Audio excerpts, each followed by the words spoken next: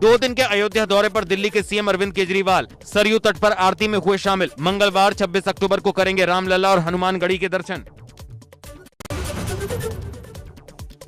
इससे पहले सुल्तानपुर पहुंचे दिल्ली के सीएम अरविंद केजरीवाल को एक मुकदमे में मिली जमानत। दूसरे मुकदमे में केस वापसी के लिए लगाई डिस्चार्ज अर्जी को कोर्ट ने किया खारिज। 3 नवंबर को मामले की अगली सुनवाई होगी। कांग्रेस की प्रतिज्ञा यात्रा उन्नाव लेकर पहुंचे कांग्रेस प्रदेश प्रभारी नसीमुद्दीन सिद्दीकी का बयान। कहा, प्रियंका गांधी का काम जुमलेबाजी वाला नहीं। बोले, छत्तीसगढ़ में हमारी सरकार है, वहां 2500 रुपए धान का भुगतान कर रहे हैं। छत्तीसगढ़ में गाय का गोबर 2 रुपए किलो ले रहे हैं। लखीमपुर घटना के मृतकों के परिजनों को पंजाब और छत्तीसगढ़ सरकार ने 50-50 लाख दिए। कांग्रेस की प्रतिज्ञा यात्रा लेकर सोनभद्र पहुंचे यात्रा प्रभारी राज्यसभा सांसद प्रमोद तिवारी ने कहा, मोदी योगी ने देश में कोयला संकट खड़ा किया। कहा, कोयला मंत्रालय और कोल माफिया योगी सरकार के छत्रछाया में कर रहे काम। विद्युत परियोजनाओं को अडानी अंबानी के हवाले करना चाहती है सरकार। महंगाई को लेकर सड़कों पर उतरी समाजवादी पार्टी ने दिया धरना। डीजल पेट्रोल के बढ़े दाम और गैस की बढ़ी कीमतों, दाल सब्जी और खाद्य तेल की महंगाई को लेकर उठाई आवाज। कहा, महंगाई ने तोड़ी आम आदमी की कमर। खटीमा पहुंची भाजपा की नवनियुक्त प्रदेश सह प्रभारी सांसद लॉकेट चटर्जी ने शक्ति केंद्रों के प्रभारियों के साथ की बैठक। 2022 विधानसभा चुनाव में भारी जीत को लेकर की चर्चा। भाजपा ने 5 बूथों को मिलाकर एक शक्ति केंद्र की स्थापना की। यूपी उत्तराखंड सहित 5 राज्यों में होने वाले चुनाव को लेकर मंगलवार को दिल्ली में कांग्रेस का मंथन। सोनिया गांधी के साथ होगी कांग्रेस प्रदेश अध्यक्षों, महासचिवों और राज्य प्रभारियों की बैठक। चुनाव की रणनीति पर होगी चर्चा।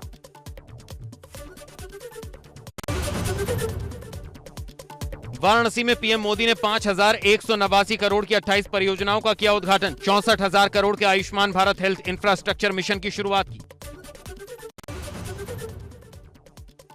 सिद्धार्थनगर में पीएम मोदी ने यूपी के लिए 9 मेडिकल कॉलेज का किया उद्घाटन। इस मौके पर केंद्रीय स्वास्थ्य मंत्री मनसुख मांडविया, सीएम योगी और राज्यपाल आनंदीबेन पटेल समेत कई वरिष्ठ भाजपा नेता रहे मौजूद।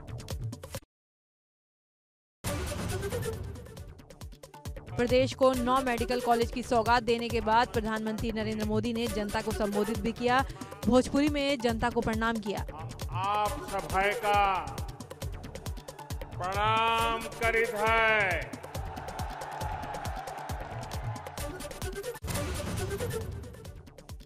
इस दौरान कार्यक्रम में मौजूद लोगों ने प्रधानमंत्री के समर्थन में मोदी मोदी के नारे लगाए। ये सुनकर पीएम भी खुश होकर बोले, संतोष हो गया।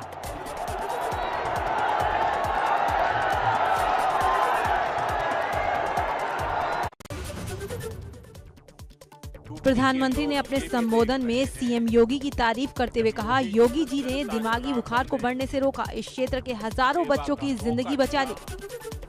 तो कैसे उन्होंने दिमागी बुखार को बढ़ने से रोक दिया। इस क्षेत्र के हजारों बच्चों का जीवन बचा लिया। पीएम ने पिछली सरकारों पर निशाना साधते हुए कहा, उनकी प्राथमिकता अपने लिए कमाना और अपने परिवार की तिजोरी भरना था, लेकिन हमारी प्राथमिकता गरीब का पैसा बचाना और गरीबों को जरूरी सुविधा देना है। गरीब का पैसा बचाना, गरीब के परिवार को मूलभूत सुविधाएं देना। पीएम मोदी ने समाजवादी पार्टी पर बिना नाम लिए किया कटाक्ष। कहा, गरीबों के हजारों करोड़ रुपए लूटने वाली भ्रष्टाचार की साइकिल यूपी में 24 घंटे अलग से चलती रहती थी। साइकिल, ये भ्रष्टाचार की साइकिल 24 घंटे अलग से चलती रहती थी। प्रधानमंत्री ने पिछली सरकारों से योगी सरकार की तुलना की। कहा, पिछली सरकार ने प्रदेश में सिर्फ 6 मेडिकल कॉलेज बनवाए थे। योगी जी के कार्यकाल में 30 मेडिकल कॉलेज में काम चल रहा है। योगी जी के कार्यकाल में 16 मेडिकल शुरू हो चुके हैं और 30 नए मेडिकल कॉलेजों पर तेजी से काम चल रहा है। साथ ही पीएम मोदी ने कहा, रायबरेली और गोरखपुर में बन रहे एम्स यूपी के लिए बोनस की तरह हैं। मेडिकल कॉलेज सिर्फ बेहतर इलाज नहीं बल्कि नए डॉक्टर भी देते हैं। एक प्रकार से बोनस है। भाइयों और बहनों, मेडिकल कॉलेज सिर्फ बेहतर इलाज नहीं देते बल्कि नए डॉक्टर, नए पैरामेडिक्स का भी निर्माण करते हैं। वजह से प्रधानमंत्री नरेंद्र मोदी ने कहा, पूर्वांचल की छवि पिछली सरकारों ने खराब कर दी थी। आज वही पूर्वांचल यूपी पूर्वी भारत को सेहत का नया उजाला देने वाला है। वही पूर्वांचल, वही उत्तर प्रदेश पूर्वी भारत को सेहत का नया उजाला देने वाला है। सिद्धार्थनगर में आयोजित कार्यक्रम में पीएम को देखने के लिए काफी भीड़ उमड़ी। इस दौरान जनता को शॉर्ट फिल्म दिखाई गई।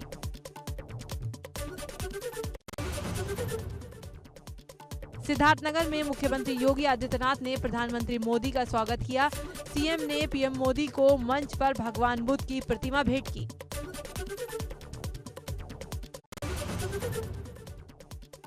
मुख्यमंत्री ने इंसेफेलाइटिस पर बोलते हुए कहा, पहले इस बीमारी से ज्यादातर बच्चों की मौत हो जाती थी, लेकिन आज दिमागी बुखार पर प्रभावी नियंत्रण करने में सफलता हासिल हुई। मासूम बच्चे दिमागी बुखार से मरते थे, कोई पुरसा हल नहीं था, लेकिन आज इस बीमारी पर प्रभावी नियंत्रण करने में सफलता इसलिए प्राप्त हुई।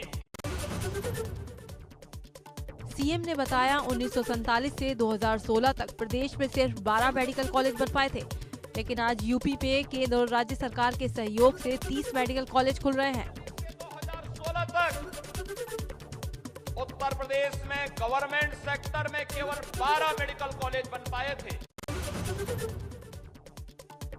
सीएम योगी ने अपने संबोधन में पीएम मोदी की तारीफ की और कहा, एक भारत श्रेष्ठ भारत और स्वस्थ भारत समर्थ भारत का काम पीएम के नेतृत्व में हो रहा है। समर्थ भारत के रूप में रखने का जो इस समय प्रधानमंत्री मोदी जी के नेतृत्व में वर्तमान में कार्य हो रहा है, वह अभूतपूर्व है। मुख्यमंत्री योगी आदित्यनाथ बोले, पहली बार लोगों की पीड़ा समझी गई। अब कोई स्वास्थ्य सुविधा के अभाव में दम नहीं तोड़ेगा। कैसे प्रभावी ढंग से लागू करना है, ये 9 मेडिकल कॉलेजेस का एक साथ उद्घाटन का कार्यक्रम इस बात का प्रमाण है। 29 अक्टूबर को लखनऊ आएंगे केंद्रीय गृह मंत्री अमित शाह। लखनऊ से करेंगे भाजपा के सदस्यता अभियान का आगाज। गृह मंत्री अमित शाह सरकार और संगठन की बैठक भी करेंगे। सीएम योगी समेत कई वरिष्ठ नेता रहेंगे मौजूद। लखनऊ में अखिलेश यादव ने प्रेस कॉन्फ्रेंस कर महंगाई और बेरोजगारी को लेकर भाजपा सरकार पर निशाना साधा। कहा, इस सरकार में सबसे ज्यादा अन्याय और उत्पीड़न और लगातार लोगों के साथ अन्याय हुआ। इतना अन्याय, इतना उत्पीड़न कभी नहीं हुआ होगा जितना भारतीय जनता पार्टी की सरकार में हुआ है। अखिलेश यादव ने उम्मीद जताई कि आगामी चुनाव में यूपी की जनता 400 से ज्यादा सीटें जिताकर अगली सरकार बना देगी। आने वाले समय में हो सकता है उत्तर प्रदेश की जनता 400 से ज्यादा सीटें जिता करके अगली सरकार बना दे।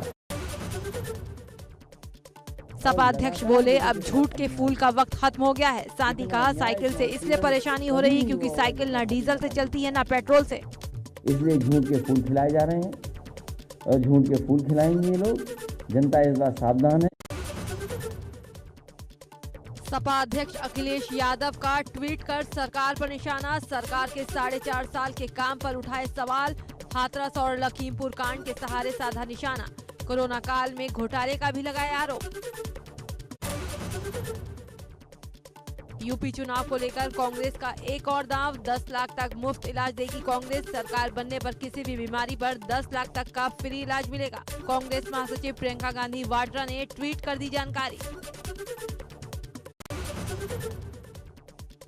बसपा सुप्रीमो मायावती ने सरकार को घेरा। ट्वीट कर लिखा, यूपी सरकार ने कोरोना से मृतक लोगों के परिवार को आर्थिक मदद देने का फैसला बहुत देरी से लिया। बसपा की मांग, ये मदद बहुत जल्द ही मिल जानी चाहिए।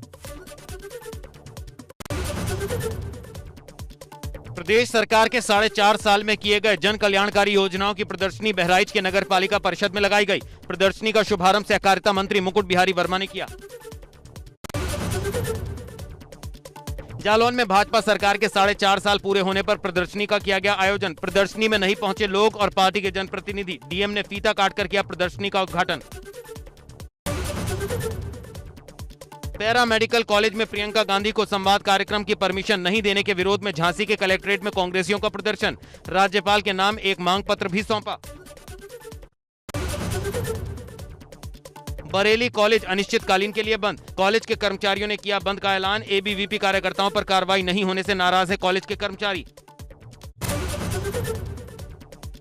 किसान नेता राकेश टिकैत ने आगरा में मृतक सफाई कर्मचारी अरुण के परिजनों से की मुलाकात। पीड़ित परिवार से कहा, परेशान न हो, आपको मिलेगा न्याय।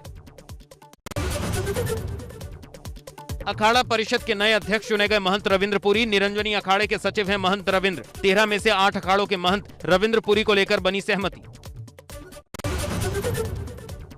देहरादून में कांग्रेस भवन में प्रेस कॉन्फ्रेंस कर पूर्व सीएम हरीश रावत ने धामी सरकार पर साधा निशाना। कहा, उत्तराखंड में आई आपदा में राज्य सरकार फेल। उत्तराखंड में आई आपदा को लेकर बोले मुख्यमंत्री पुष्कर सिंह धामी, जल्द अधिकारियों की ओर से सर्वे करके रिपोर्ट तैयार की जाएगी और सरकार की ओर से आपदा पीड़ितों को हर संभव मदद दी जाएगी। जोशीमठ में हो रही जमकर बर्फबारी। बर्फबारी से बढ़ गई ठंड। बर्फबारी का खूबसूरत नजारा कैमरे में कैद। गंगोत्री धाम में सीजन की दूसरी बर्फबारी। 3000 मीटर से अधिक ऊंचाई पर गिरी बर्फ ही बर्फ। गंगोत्री धाम की पहाड़ियां बर्फ से ढकी। बर्फबारी के चलते तापमान में आई गिरावट। गोरखपुर के गीडा थाना क्षेत्र के 69 पुलिस चौकी पर सिपाहियों का वर्दी में बियर पीने का वीडियो हुआ था वायरल। जांच के बाद एसएसपी ने 3 सिपाहियों को किया सस्पेंड। 20 दिन पुराना बताया जा रहा वीडियो।